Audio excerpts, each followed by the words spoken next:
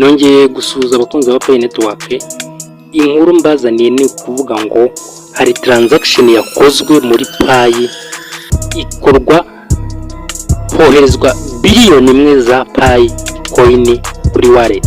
Ikintu izi coin zoherejwe no kugira ngo habeho icyo twita liquidity pool. Aya macoin aje gufasha abantu kuba ifaranga ryagira stability ritahindagurika cyane ngo uve hano ujye mu kindi gihugu ugiye guhaha usange ibicuruzwa byazamutse cyangwa se ifaranga ryatakaje agaciro.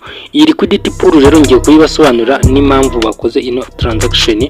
Ngo rero ibintu by'ingenzi cyangwa se ibyiza by'uko habaho iyi liquidity pool, ikintu cya mbere no kugira ngo transaction mukora ngo niba wohereje umuntu Pi cyangwa se niba uhashye kuri Pi, transaction ukora ujye kohereza uyu muntu bize kwihuta.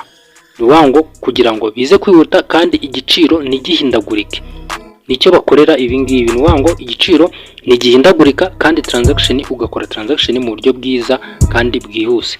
Ikintu cya kabiri rero cyiza cyo kuba bakoze ibi bintu ngo igiciro kizagira stability cyangwa se kizaba gifite stable, kizakiri stable, igiciro kizagomya kidahindagurika cyane ngo usange cyaguye cyane cyangwa usange cyazamutse cyane ejo kirongeye kiraguye.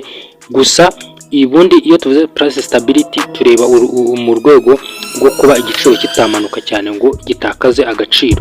Ibi rero iyi transaction bakoze ya liquidity pool no kugira ngo batume igiciro kitahindagurika cyane. Ikindi cya gatatu ni mu rwego rwo gufasha abantu bakora ama application, mu rwego rwo gufasha abantu batanga service, mu rwego rwo gufasha abantu batanga ibintu bigiye bitandukanye bari muri innovation cyangwa se bari mu bijyanye na ecosystem. Bano bantu bona bashyize ama application, amasoko n'ibiki kugira ngo ibintu byabo nabyo bitere imbere. Niba uje umucuruzi utera imbere, ucuruza ibintu byunguka.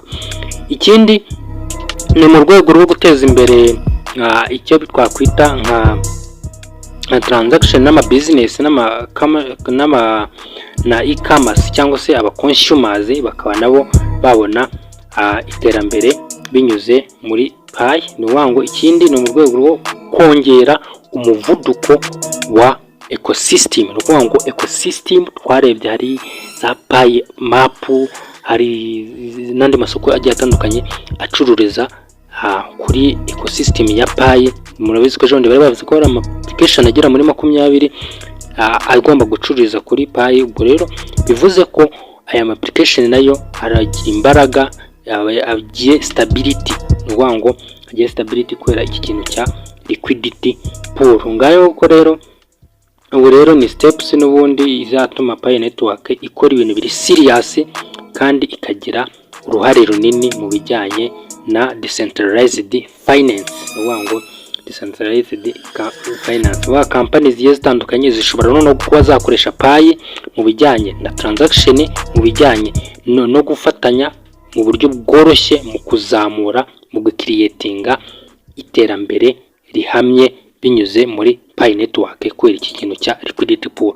Ngo ama company ashobora kujoininga adafite urwikeko yuko iri faranga rishobora guhindagurika ugasanga aya makampani arahombye. Ni iki ngiki rero nicyo cyiza cy'ibi bintu. Ngo payment zizajya ziba zifite ubushobozi buhambaye, payment ziba zifite imbaraga zihambaye kubera ko hariho icyo twakwita nka liquidity pool. Igiciro ntabwo kizahindagurika, ntabwo umucuruzi azagenda ngarangura ibintu akoresheje amapayi narangiza agera imbere acuruza ibintu bifite igihombo. Wapi, ibintu rero nibyo bakoze kugira ngo barwanye ibintu nk'ibyo ngibyo, bakore ibintu bifite stability bizateza imbere abacuruzi, bizateza imbere ama business, ama company azabaje gukoresha iri faranga rya Pi Network. Ayo niyo makuru rero ari muri Pi Network. Ubwo rero abantu mutari muzi liquidity pool ndayibasobanuriye. Abantu mutari muzi ko ibintu nk'ibi bibaho muri cryptocurrency ndayibasobanuriye. Mwibwo gukora subscribe guys, musharinga n'abandi video nk'iyi. Rero ubwo nshimira umwe wese wayikurikiye nuje ari mushyashya. Ngo n'abantu bashyashya muri gukora subscribe. Tuvuga kuri Pi Network ndetse na cryptocurrency. Ubwo rero umuntu wese warebye iyi video kabisa ni mukanda like, mugereze mukande like. Imana ibarinde.